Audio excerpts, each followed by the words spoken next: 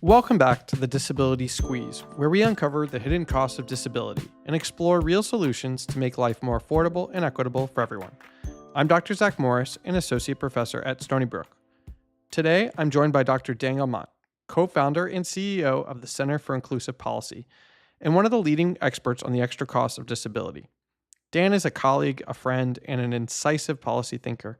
And in this conversation, we discuss how his research career, focused on the intersection of disability and poverty, led him to study the financial costs of living with a disability, why these expenditures matter for the design of social protection systems, and how governments can address the disability squeeze even with limited resources and significant political challenges. Here's my conversation with Dan. Today, I'm joined by Dr. Daniel Mont, co-founder and CEO of the Center for Inclusive Policy. Dan is an economist who has led global research on disability and poverty, measuring the extra cost of disability and working extensively with governments and international organizations to design more inclusive policies. Dan, thanks for being here. Oh, it's a pleasure to be here, Zach. So, Dan, you've been working on this issue of disability and poverty for a very long time. You've worked at the World Bank, you've worked at the U.S. government, you've consulted with governments around the world. Why extra cost of disability? Well, this kind of goes back to the whole idea of social protection for people with disabilities. When the Convention on the Rights of Persons with Disabilities came into being, and there was beginning to be a focus on inclusive policies, the community of people with disabilities were a little resistant to talking about social protection because they saw that as a charity model. Like, we want to talk about employment, we want to talk about education, we want to talk about accessible infrastructure. We want to go beyond social protection because social protection was seen as, oh, you poor people with disabilities, we better give you some money so that you're not Dependency, miserable poverty, right? Right.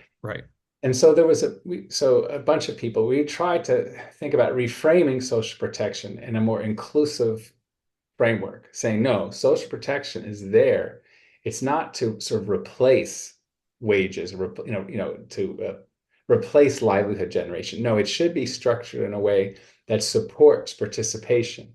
So you don't get social protection because you supposedly cannot work. You get social protection so you can work. Right. So what are the elements of inclusive social protection? And a big portion of that is these extra costs of disability, right? Because if you have two people, one with and without a disability, they both have certain common basic needs, shelter, food, etc. But people with disabilities have these extra needs in order to be able to participate on an equal basis with somebody else, right? If I need a wheelchair and you don't, if I need a hearing aid and you don't, if I need a personal assistant and you don't, I need those things in order to be able to do the same things that you're doing with the resources you have. And so the idea is, okay, let's try to figure out how a social protection policy can compensate people for these extra costs so that people can live on an equal basis with others.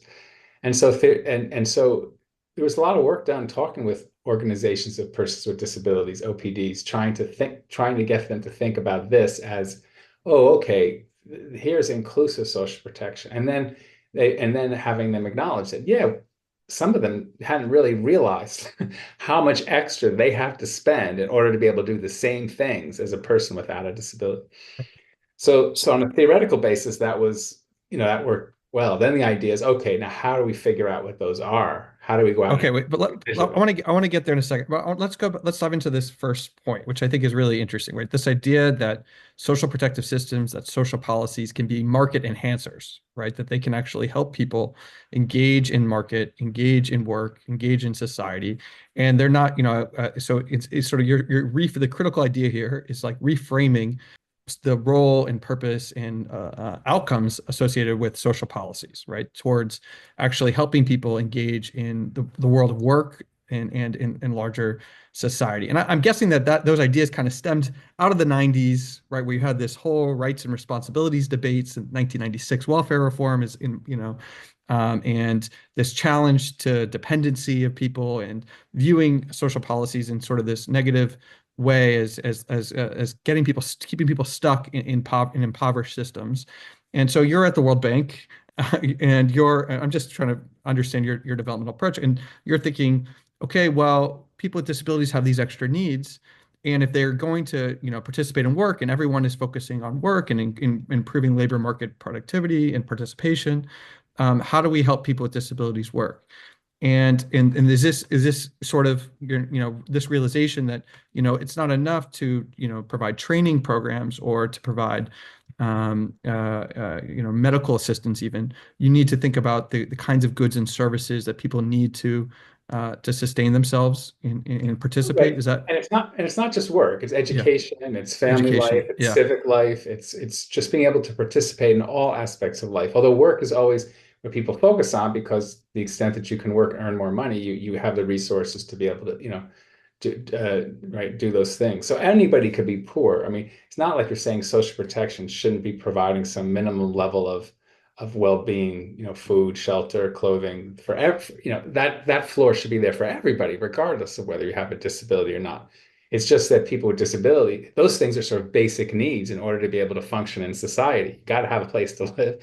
You right. have to have food in order to function on some sort of It- acceptable level. But people with disabilities have these extra things. And we want to say is we want to give those things not as a replacement for work, not like, oh, you can't work, so we're going to give you these things. No, it's like we're going to provide these things because you have the same rights as others to participate, and these are basic needs that you have in order to participate. So social protection policies should be able to provide those things. Right. They're conditional. They're necessary conditions for participation, right? Right. And so we're sort of moving. And I know you were at the World Bank at the time that Amartya Sen, and you invited Amartya Sen to the World Bank to give this famous speech that I'll link to in the podcast. Because I to me it represents a real sea change in thinking about disability and poverty. And I just what do you think about the capabilities approach, and how does that apply? Can you provide a little explanation of what it is and how it might apply here? Sure. So Yeah.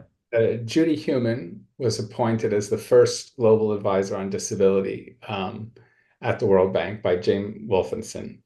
And and I joined as a Kennedy Fellow because I was put there basically because she felt hampered by the fact that she didn't have an economist working with her, right? And the World Bank now, but especially then, really run by economists. And the economists wanted is, sort of like what are the cost benefit, what is the evidence base for why we should be doing this and everything. And so Judy's wonderful, but she'd be going around trying to raise awareness about this. And it was always like, yeah, that seems like a very noble cause, but where are the dollars and cents? Where's the hard business case for us focusing on disability? So the idea was to bring Amartya Sen in as a Nobel Prize winning, highly respected economist. That a lot of his work seemed to basically be the social model of disability in other terms.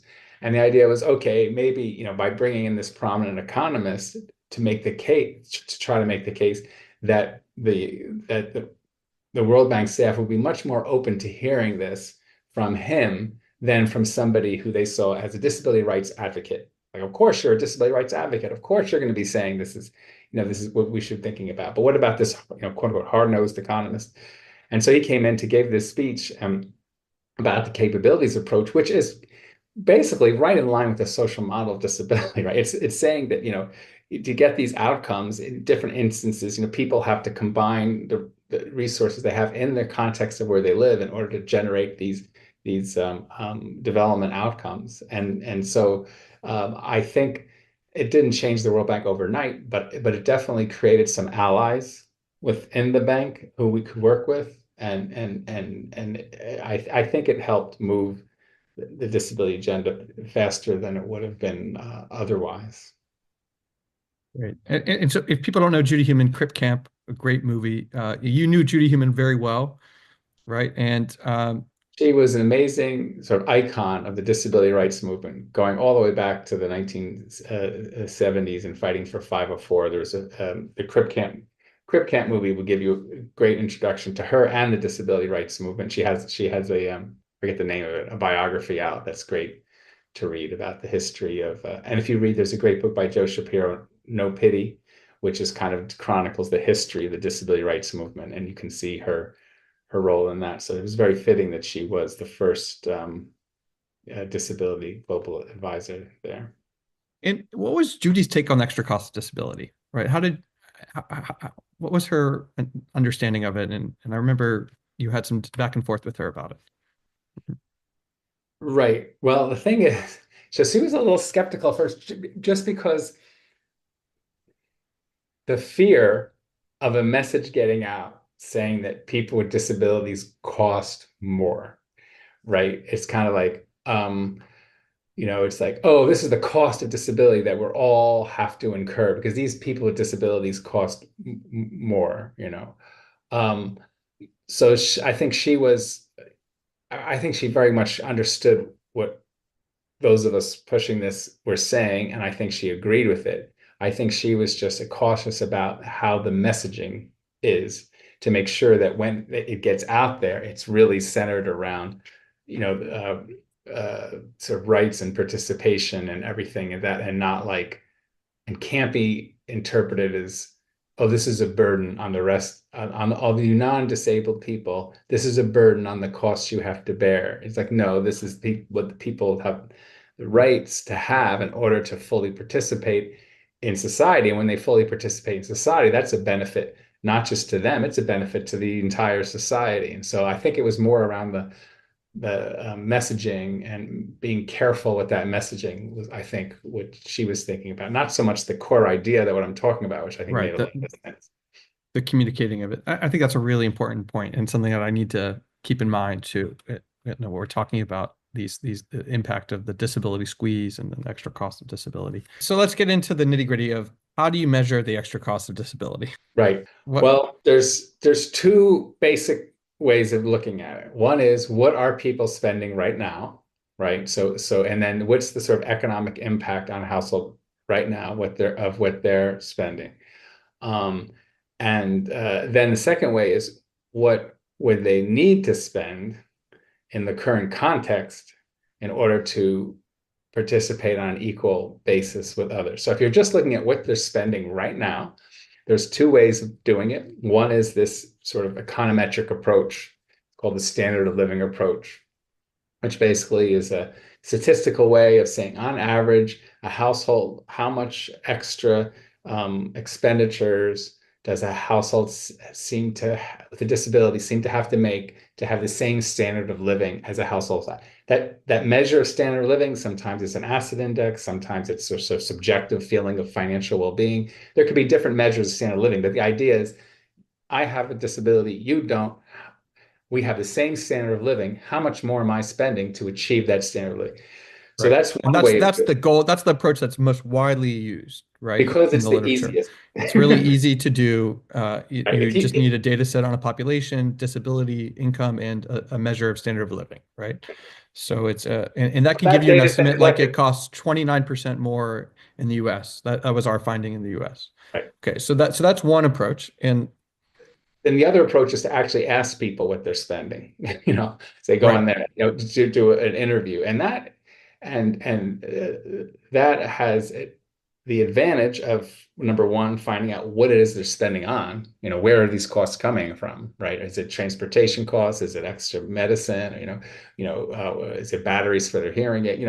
What are they spending on? And also, you can get a sense of that some households are spending a lot more than others, right? Because the standard of living approach gives you the average. If the sample is big enough, you can disaggregate that by, in wealth quintile, or by rural urban, or something like that, or by people who are working versus people who aren't working, right? So a Saal study that was done in Turkey did that, and the people who were working had higher expenditures than the people who weren't working. the Why? Because standard of living study saw solve. standard of So living study, that's the regression approach, right? right? Regression.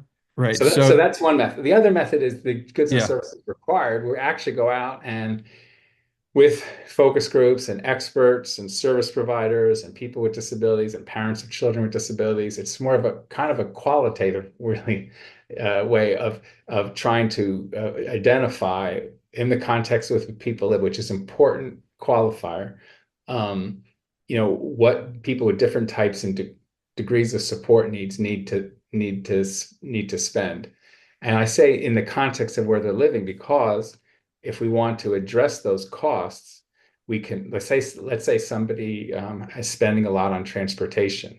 Okay, one way of addressing those costs is to subsidize their transportation or give them cash to cover that. Another way is to remove the barriers that are creating those high costs, right? So a guy, example I always use is somebody in Thailand who wasn't working because the only way he could get to work was to go to buy a taxi. And if he took a taxi to work back and forth every day, it wasn't worth working. They made the Sky Train accessible in Bangkok. He was then able to take that, and then he was able to work. So because his costs of working went way down, not because he was, because the source of those costs were addressed. So there's different ways of. So when we Okay. want to do the GSR, we want to see where are the extra costs, extra expenditures that people need to make in order to participate. Where are they Right. coming from? And then we could think about what are the range of policies that we can have: To direct address that. provision, direct goods and services, removing barriers, cash, what kind of sort of constellation of programs is the most efficient way to try to make sure that everybody has what they need to be a full And member of and society. you've done these goods and services required GSR approaches all around the world. We can India, I know the Philippines. Where else have we done these? Well, these have been done Uh, in Georgia, Georgia, right? Armenia, Really Namibia, incredible international efforts towards this approach. right, And the critical thing is it's asking how much do people need to participate, right? right. It's not asking how much they're spending to participate. And to me, when I learned you were doing this, it was like a light bulb because one of the most I did a paper using this standard of living approach, looking at European countries, and was just totally shocked when I found that Sweden had the highest cost of living with a disability. So why would Sweden, this country with this really generous welfare state, highly social protective country, why would people with disabilities in Sweden require so much more income than an Eastern European country with lower income and less social protection? Um, and what occurred to me was, well, maybe we're looking at the wrong thing here, because if we're just looking at what people spend rather than what they need, we might be really missing a big story.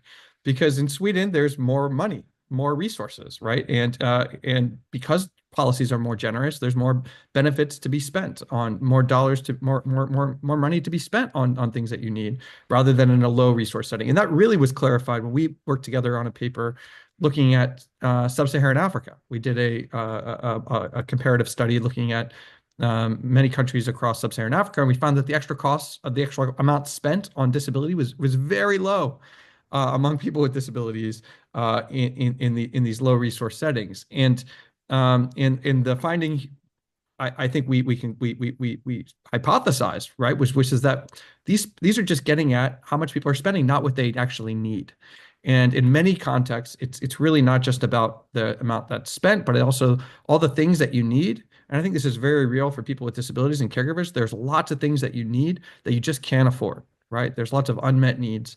And so we recently designed a survey where we surveyed people with disabilities across the country, and we asked them about their costs and their unmet needs, right? That was like the critical addition. And we found very close estimates to how much it costs relative to the standard of living. But we also found that nearly 2/3 of our country, of people with disabilities in the country, had unmet needs, things that they needed but couldn't afford for their disability. And I think that's sort of my trajectory of how we got to this idea of the disability squeeze as a kind of language, a frame, rather than just talking about expenses associated with the disability, because it's not a full picture of the kind of issues that people with disabilities are facing.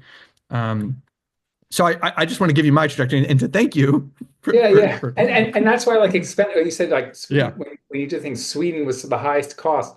Well, no, if you had said Sweden had the highest expenditures compared to expenditures in Malawi, let's say, it comes into focus Expenditures, more clearly. terminology Oh, there. they're spending a lot more. Why are they spending a lot more? Because they have it to spend, because the things they want to spend it on are available. if I'm in a poor sub-Saharan African country and I need speech therapy, where am I going to find a speech therapist to even pay? You know, it's not just whether they have the money, it's whether they know that such a thing exists and whether it's available where they are. And then the standard of living measure, it's like, is it really taking into account things like someone's feeling of autonomy, their safety, their dignity, their ability to have friends and belong to a social network? That's not in that standard of living measure, right? And but those are the things that if they actually have all the goods and services they need to fully participate, that those aspects of their life, that sort of multidimensional poverty type, and even multidimensional poverty, when people look at multidimensional poverty, they look at life expectancy, living conditions, assets, education. But when people have done studies looking at multidimensional poverty, focus on people with disabilities, and they add in things like security, autonomy, friendship, you know, those kinds of things, then the difference is even bigger in terms of, you know, the quality of the person's life. Right. And so for a policymaker, you have to think, right, with living in a world of confined resources. I'd say that we're in a period right now of, at least in the US, clearly we're not in a period of welfare state expansion.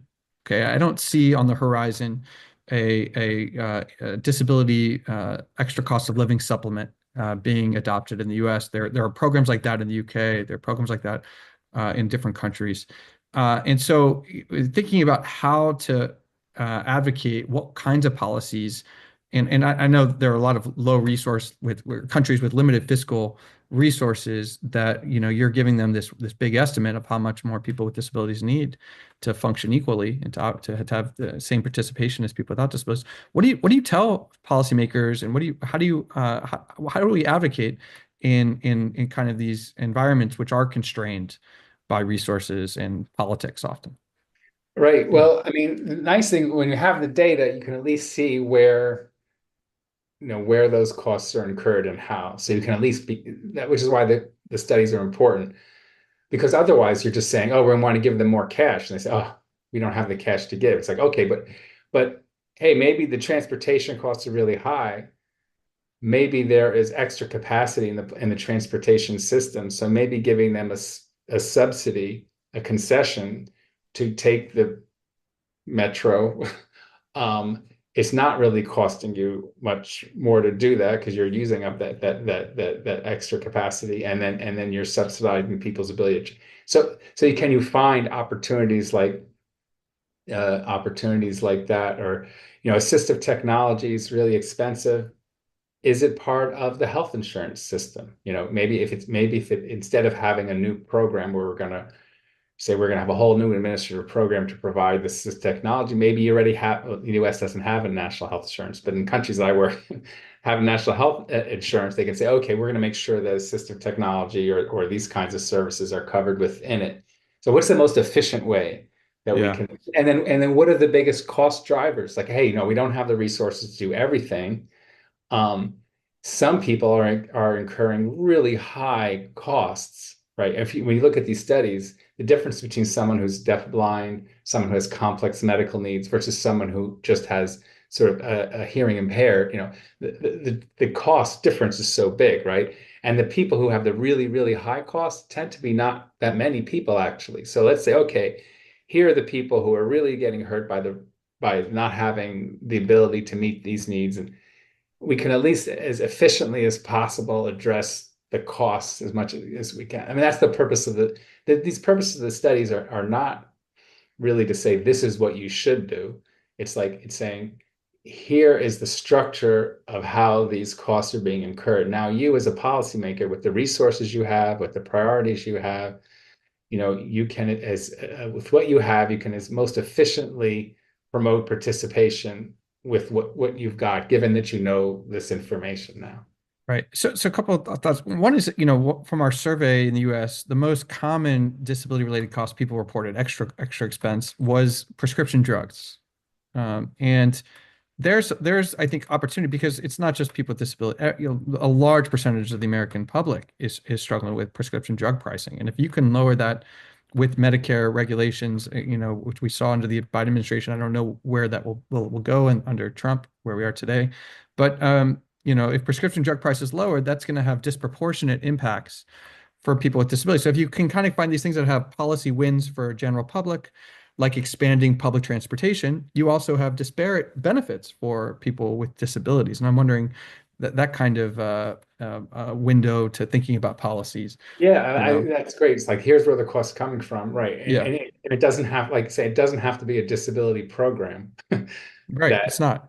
Yeah, that addresses these costs. Like we saw in a study in Vietnam that just districts that had higher quality roads had a smaller disability poverty gap.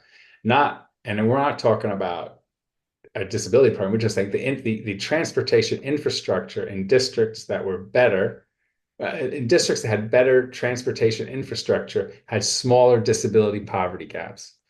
And those better transportation networks weren't just helping people with disabilities, but they were maybe disproportionately helping people with right. disabilities. So that's what we can do. So I think that's kind of a smart political strategy in context where there's going to be resistance towards disability specific programs but you according to our research and what we understand about that there are some costs that are just really specific, and there's some people who I was talking to someone who has to repair their wheelchair accessible vehicle all the time out of pocket. It's devastatingly expensive to do that. And there's no real solution to that other than the government providing some sort of subsidy or benefit for people who need to do that, right? Maybe there's a mandate on employers to provide, that might maybe there's kind of a tool there. I'm just trying to think what are beyond just direct government provision, what else can be done to help account for these extra costs, right? Yeah, I mean, Yeah.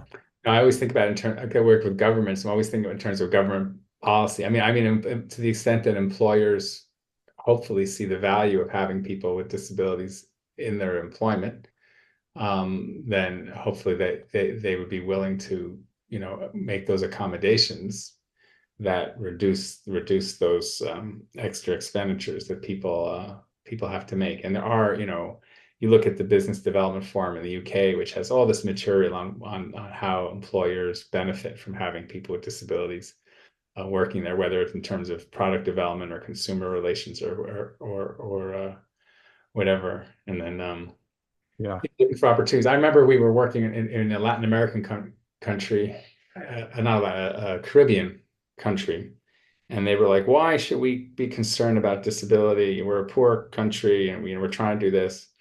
And they said, "Well, where's all your money coming from?" It's all coming from cruise ships, and that cruise ship docks. Who is on that cruise ship? It's a lot of older people, Hmm. and you want those people to come off the ship and come into your town and spend money in your town. And if your dock and your sort of infrastructure around the cruise ship is difficult for people to navigate, fewer people are going to spend money in your country coming off that cruise ship. And they were like, "Oh, okay." Hmm. You want to make sure, So where can you find examples like that where say, "Oh, gee, it's clearly in our interest to make this accessible because we have all these people who have difficulty walking coming off of this cruise ship into our port," Right. and so, where there are opportunities like Yeah. that. So let's right now we're seeing a lot of changes, let's call it changes in international aid and development around the world.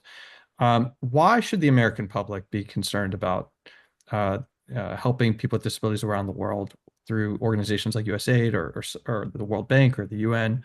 What's the rationale morally and maybe not moral, but more instrumentally? Yeah, well, I mean, morally, I think Yeah, let's start there. we believe that Yeah, hopefully we believe in human rights and that everybody has the right to live, to live a life where their basic human rights are met, and people with disabilities face bigger barriers to being able to have their full rights. And so hopefully, we can do that. Also, we in studies we see that the cost to the economy of GDP, the latest estimates are something like 2 to 5 or 6% GDP loss disability, from basically barriers to work because of disability. And that might seem like a small number, but actually 2 to 5% of GDP is Well, well, pretty big okay, number. but let's not leave the moral argument aside yet. Okay, Let's get to the okay. because I want to dive into that because I feel very compelled by that, right? And I don't think I feel compelled by that because I'm some altruistic individual that's in more empathetic than most. I think it's because I think it affects me. It could very, over the life course, I think it's about a quarter of the working age population in the US will have a work limiting disability, a severe work limiting disability, right? We're all going to age and have various functional difficulties as we age. And we have family members with disabilities, right? This is and so, from a veil of ignorance perspective, I'm very taken by a Rawlsian kind of idea too, which is I wouldn't want to live in a society where one day I might get hit by a bus and lose my ability to walk, have a severe skeletal damage or something, and then I have to be homeless. I have to go bankrupt trying to afford the care that I need. Um, you know, be isolated, Or your removed, right? child or your parent, right? And then you have to Yes. come out of the workforce in order to I mean, if you think there's an 8-10% rate of disability in a country, prevalence of disability is a really, when we get into this, really tricky thing because how do you measure and define? But if you say it's 8 to 10%, then basically you're talking about over 20% of the population living in a household that has a person with a disability.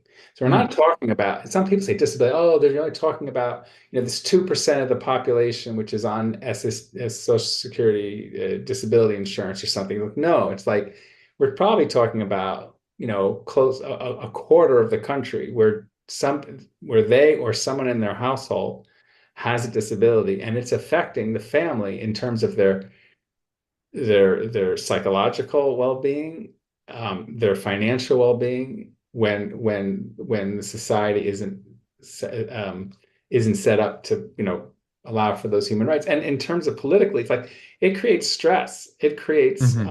unrest, it creates hardship, which is the breeding ground for bad movements. And so, Okay. so I think there's this politically practical end of it. All right, so um, let's move to the practical. So, the human rights framework, we think, we want to live in a society where everyone can participate and be valued and healthy and happy. And now, why, and therefore, we should support organizations that are doing that and helping people. But what are the practical arguments? Why should what do we sell to a fiscal conservative, for example, why these kinds of investments are actually good and positive? Right. Well, like I said, the barriers to work, and also the work effects on care and support, people and families providing care and support, amounts to several percentage of GDP. So it's a real economic hit to the whole community, to for this. So this in general. Second, when we start thinking about addressing the needs of people with disabilities, it has benefits that are spillover benefits. A lot of the voice recognition stuff, closed Mm. captioning when you're in the airport and you see the closed captioning on this or in the screen. Um, a lot of that was driven. There's a lot of technology that's actually driven by trying to address the needs of people with disabilities that then has broader implications for the rest of society. And I'm thinking there about making subways wheelchair accessible also helps me push a stroller. Kids, right? right. There's a spillover effect Yeah, yeah, yeah, of benefit, right? right. So I think when you look at, if for the people who work on, if you were to bring in assistive technology people, like from the Global Disability Innovation Number, people like that, they can give you more examples of technologies that were sort of developed with people with disabilities in mind, that have these big spillover effects and social effects too. Gee, if your grandmother can move around the world better, there's that intergenerational connection with her grandchildren that has a societal effect too. I mean, these are Right. people. I mean, to the extent that they're excluded from society, all society suffers, not just them. So I have a working hypothesis about the welfare state post World War II, right? One of the reasons why we haven't had another World War III, it's not random that we haven't had that we've had the rise of a welfare state at the same time we've had this time of relative stability and prosperity in Western, global North countries. And so it's suggesting to me that, programs of social protection actually do provide the foundations of social stability that allow countries to prosper and avoid stupid wars, right? And Yeah, I mean, now it, you're coming outside my area of expertise, but you can think of right. like think This of the is rise of me too. socialism and fascism in the 1930s, right? I mean, some Right, people you should talk to a real historian and say, well, the right, New Deal not only provided sort of levels of economic well-being to households, but it kind of forestalled some of the disruptive political movements in Europe from coming to the United States because people, and then yeah, so some people credit that. I mean, look what happened with the, in some countries, the Arab Spring, when youth feel they have no future, no stake in society because where are the jobs, really high unemployment rates and no future for themselves. Like what option do they have other than to try to disrupt things, right? So I think any kind of inclusive economic stability and making sure that everyone is a real participant in society, whether you have a disability, whether you're young, whether you're particular ethnicity, whatever it is, if we all have this sort of equal stake in society, that's got to be, stabilizing as well as just sort of, promoting faster, uh, higher levels of well-being for everybody, I would think. But right. again, now we're going outside. I'm just Okay, so I know it's outside. For me, it's a question of how do we verify these social political stability elements of disability policies or social policies more broadly. And I don't know if you've ever come across research that's been able to sort of identify that or have studied that. No, the I only mean, studies I've seen are the ones, well, everyone's always focused on the economic case. So the studies I've seen are kind of like, what's the hit to our economy because people with disabilities and their family members are not participating in the labor market to the extent that they could be if they were getting all the support that they needed. Yeah. so you haven't seen anything a lot. Right. And then if I need a personal assistant, that creates a job, right? Right. If I want, want to buy a communication board, somebody has to produce that communication board. So there's an increase in demand for goods and services, which again, it helps, drive the economy. Putting all this together, I know I've never seen anybody who really tried to see Right. that's what sometimes people with disability saying, you're saying I need a personal assistant. I'm saying I'm creating employment. Yeah. Mm. Okay. So I think we should probably wrap it up. And we're going to ask people with disabilities to share their stories about their cost of living and the impact of the disability squeeze on their lives. Why should people share? What would be your call for people to why this matters and why we should talk about this issue? Because I don't think people without disabilities, especially people without disabilities who don't have a close family member, really understand the, the extent of those extra required goods and services, how fully that impacts their lives. And it's like, oh, these people want a handout rather than, no, these people have these basic needs that hopefully as a society, we want to be the kind of society where everybody has their basic needs met so they can be a full member of society. So I actually, and even when we went around and started interviewing people this way, sometimes they didn't even realize. We have these focus groups and they say, well, what are the extra costs you have? And they would say, oh, okay, my wheelchair. But then all these other costs that came out. Well, you know what? I had to move to the capital city because that's the only place where I could get the services I need. So I had these migration costs, and now I'm paying a higher rent because I have to live in the capital city rather than in my village. And I moved away from my support network. So no longer do I have my community, my family, my friends who could do things. I have to purchase those things. You start talking, one woman, I use this example all the time, but one woman who lived alone had to buy pre-chopped vegetables because she didn't have the ability to. Pre-chopped vegetables are a lot more expensive than raw vegetables that you chop yourself. I mean, and you start going through all these things, and like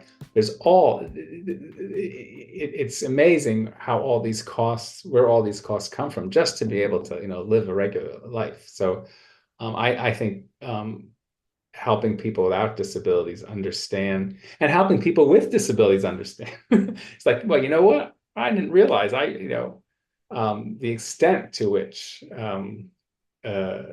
the extent to which I need to make all these extra expenditures. I have all these extra costs. All right. Thank you so much, Dan. I really appreciate it. I love talking to you always. Sure. And Thanks for having me. we'll end the recording here.